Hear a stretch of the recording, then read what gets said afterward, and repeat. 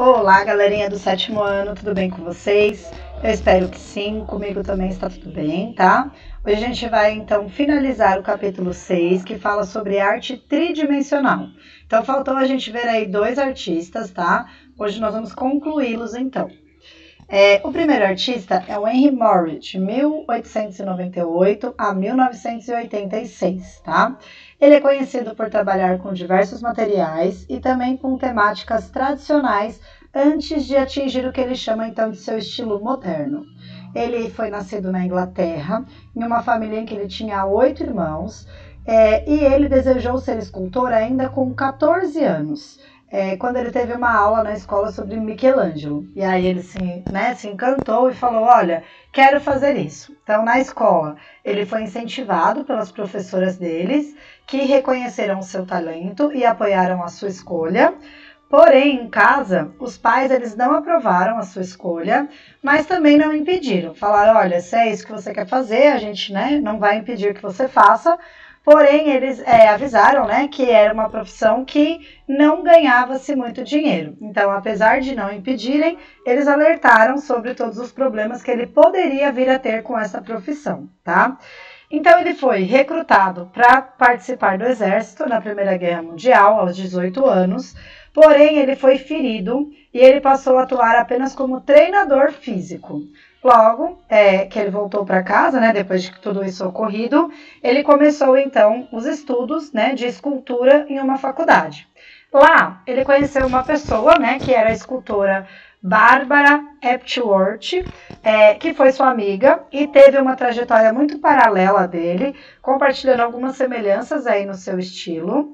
E ela influenciou, então, ele a explorar grandes aberturas, ou grandes furos em suas esculturas, um tempo mais tarde aí. Em 1921, ele ganha, então, uma bolsa de estudos para cursar a Royal College of Art, que era uma universidade renomada em Londres, tá? Nesse período, ele teve influências, então, de diferentes culturas, das eurocêntricas e de escultores como Constantin Brancusi e do Frank Dobson, que o estimularam, então, a manter as marcas da talhadeira na peça dele, que era algo muito inovador, então, para os gostos dos professores daquela época, tá? Anos mais tarde, então, ele foi para a Itália, onde ele estudou com escultores, então, do Renascimento, e para a França, quando ele conheceu as maiores referências para sua escultura, que é o Charquemont, um tipo de estátua originária, então, da civilização maia. Aí a gente tem, então, os trabalhos mais conhecidos dele. Essa primeira estátua é a estátua Charquemont, que é originária, então, da cultura de Chichen Itza, no México, tá? Que é uma cultura maia. E aqui a gente tem uma figura reclinada, chamada de ângulos, de Henry Moore, de 1980, feita com bronze, tá? Ele tem, então, muitas das suas figuras conhecidas aí são as reclinadas e a representação de mãe e filho, que ele passou a fazer depois do nascimento da filha dele na vida real, tá?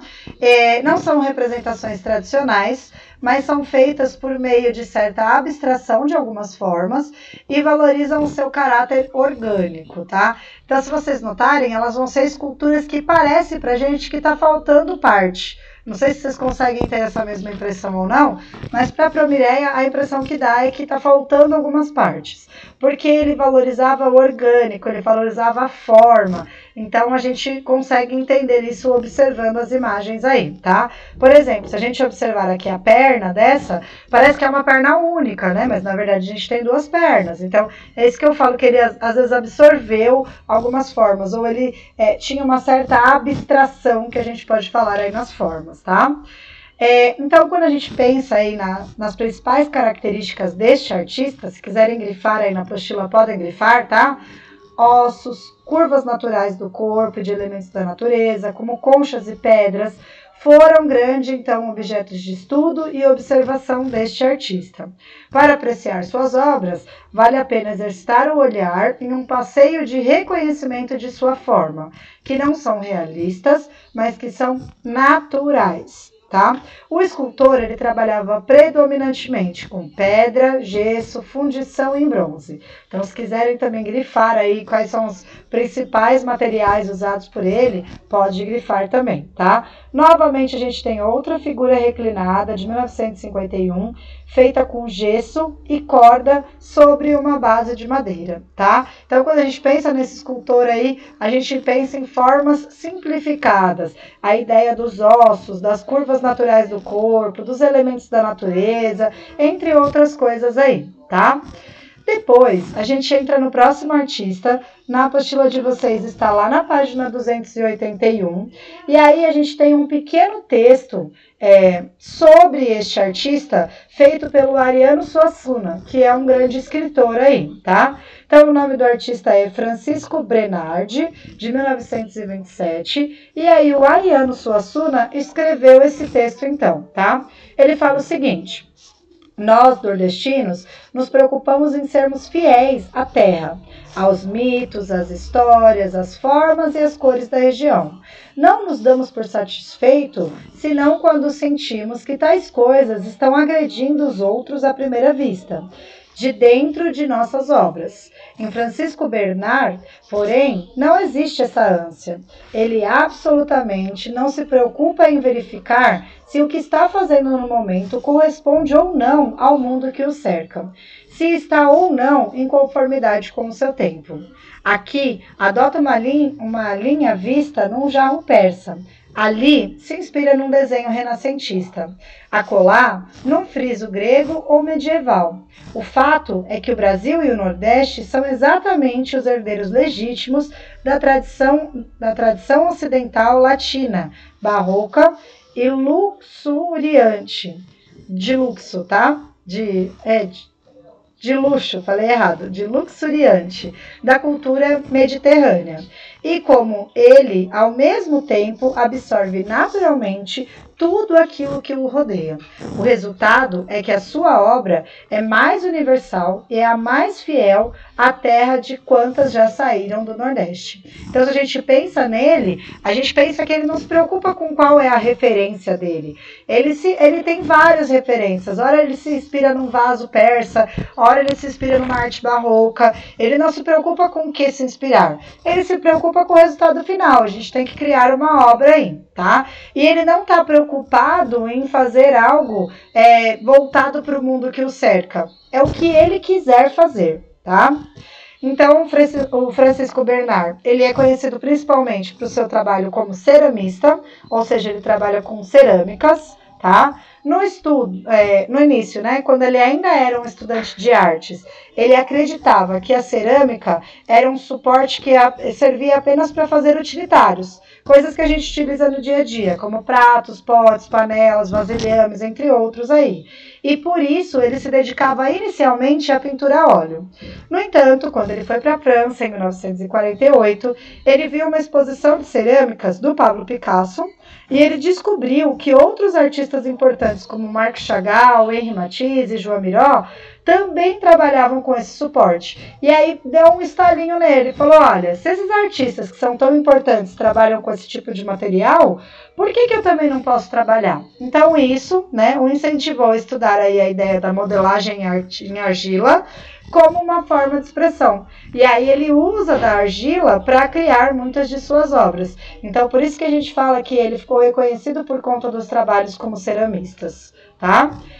Mais tarde, então, o Bernard, ele volta à Europa, onde ele resolve fazer um estágio, então, em uma fábrica de peças de cerâmicas da Itália.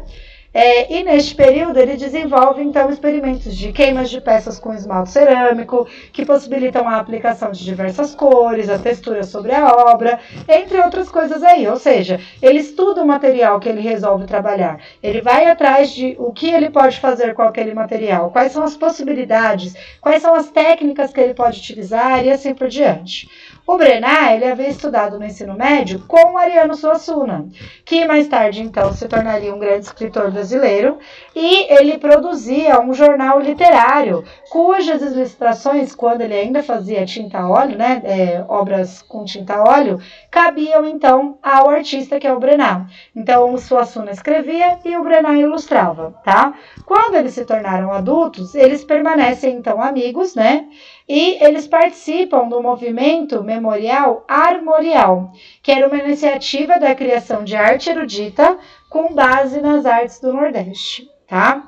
E as esculturas, então, deles são feitas com cerâmica esmaltada e muitas delas são relacionadas a totens que se parecem em diversas obras a criaturas estranhas e até monstruosas. E aí vocês vão me dizer, professora, o que são esses totens, né? Os totens, eles são seres espirituais ou objetos sagrados que servem como símbolo de um grupo de pessoas, como uma família, um clã, uma linhagem ou uma tribo. Ele tem uma série de desenhos que tem características específicas aí como símbolo deste grupo de pessoas, tá? Muitos disso se deve também a uma referência de culturas arcaicas, e o que também influencia no acabamento rústico de muitas de suas obras. A gente tem uma outra obra que fica no Museu Francisco Bernard, que é o nome do artista mesmo, tá?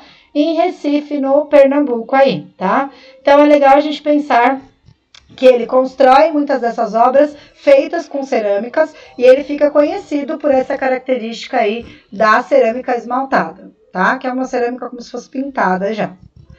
Para essa semana, a Pro colocou aqui o olhinho, porque eu estou de olho se vocês estão fazendo minhas atividades ou não, tá?